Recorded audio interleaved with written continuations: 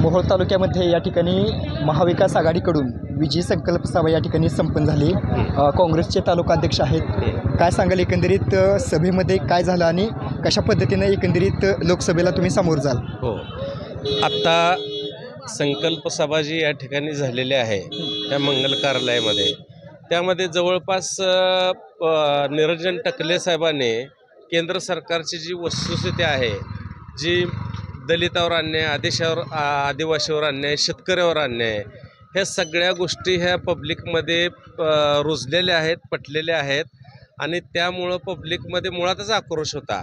त्या टकले साहेबांनी, त्यात निरंजन टकले साहेबांनी जे या ठिकाणी व्याख्यान दिलं, जी वस्तुस्थिती धरून, त्यामुळं अधिकच लोकांमध्ये प्रेरणा निर्माण झालेली आहे आणि BJPला हद्दपार करण्याची तयारी हा सामान्यातल्या सामान्य लोकांनी केलेली असल्यामुळं या ठिकाणी मोहोळ तालुक्यामध्ये काँग्रेसला प्रचंड लीड मिळण्याची शक्यता आहे।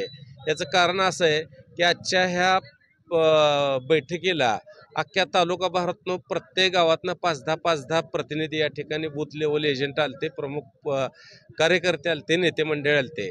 त्याच्यामुळं हा जो भरभरून प्रतिसाद मिळाला, असा प्रतिसाद कुठल्याही पक्षानं अशा वेळेला, अशा स्थितीमध्ये कदापि मिळू शकत नाही। तर जनतेमध्ये असणारा जो जोश आहे ना, तो आज या ठिकाणी दिसतोय। त्यामुळे उद्या येणारी लोकसभेची निवडणूक काँग्रेस निश्चितपणानं फरकानं जिंकेल आणि मोहोळ तालुक्यातून सर्वाधिक लीड मिळेल अशी आशा आहे। परिवर्तन होईल असं तुम्ही सांगितलेलं आहे। भारतीय जनता पार्टीकडून राम सातपुते यांची उमेदवारी चर्चेत आहे किंवा डिक्लेअर पण होईल। कितपत आव्हानात्मक वाटते की ताईंच्या उमेदवारीच्या विरोधात राम सातपुते ही रंगत कितपत आव्हानात्मक तुम्ही समजताय? प्रणितीताईंनी शहरातले, शहरमध्येच्या त्या विधानसभा सदस्य आहेत, आमदार आहेत, परंतु प्रणितीताईंनी अख्ख्या महाराष्ट्रातल्या ग्रामीण भागातले प्रश्न उचलून धरले, शेतकऱ्याचे प्रश्न उचलून धरले, मंगळवेढ्याच्या 35 गावचा प्रश्न उचलून धरला, नॅशनल हायवेचा प्रश्न उचलून धरला। प्रणितीताईंनी आमदार जरी शहरमध्ये जे असतील तर त्या प्रत्येक महाराष्ट्रातल्या, सोलापूर जिल्ह्यातल्या उपेक्षित घटकाकडे त्यांचं लक्ष आहे। त्यामुळं प्रणितीताईच्या टकरेमध्ये राम सातपुते हा मुळे टिकू शकत नाही आणि प्रणितीताईंनी जो जनमानसामध्ये त्यांची प्रतिमा आहे, कामाचे व्यक्तिमत्व जे आहे आणि पुरेपूर अभ्यास आहे, तो अभ्यास इतर कुठल्याही प्रतिनिधीकडे असल्याचं दिसत नाही। आणि तांडे असो, झोपडपट्टी असो, अनेक आदिवासी भाग असो, अनेक ठिकाणी ताई जातात, संपर्क साधतात आणि त्यांच्या समस्या जाणून घेतात आणि तसा लोकप्रतिनिधी त्यांच्या समोर सध्या तर कोण नाही।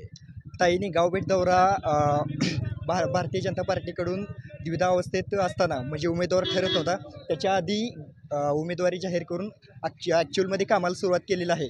याचा फायदा ताईंना होईल असं वाटते? 100% होणार। ते प्रतिसाद जो होता, जनतेचंच म्हणणं असं होतं की ताई तुम्ही दौरे करा, ग्रामीण भागात जावा, शेतकऱ्यांची परिस्थिती अतिशय वाईट आहे, पाण्याचा प्रश्न आहे, विजेचा प्रश्न आहे, शेतकऱ्यांच्या बागेचा प्रश्न आहे, दुष्काळी स्थिती आहे, अनेक भयावह परिस्थिती असताना तुम्ही दौरे तर करा, हा जनतेच्या लोकांच्या आग्रहासह त्यांनी दौरे केले आणि त्यामध्ये जो प्रतिसाद दिसून आला, अनेक ठिकाणी आंदोलनकर्ते होते, परंतु आंदोलनकर्ते त्यांनी त्यांचं ती भावना सांगत होते आणि त्यांनी मराठा आंदोलनासाठी काय केलं हेही सांगत होते। त्यामुळे आंदोलनकर्ते भारावून जाऊन त्यांनी ताईंना मोठ्या प्रमाणात प्रतिसाद दिला, स्वागत केलं आणि आश्वासन दिलं की ताई आम्ही तुमच्या पाठीमागे खंबीरपणाने उभे राहतो। भारतीय जनता पार्टीच्या अबकी बार 400 पार या घोषणेकडे कसं पाहता एक काँग्रेसचा कार्यकर्ता? आत्ताच निरंजन टकले साहेबांनी सांगितलं की आपकी बार 400 पार नसून आपकी पार BJP तडीपार, त्या पद्धतीचं देशात वातावरण आहे।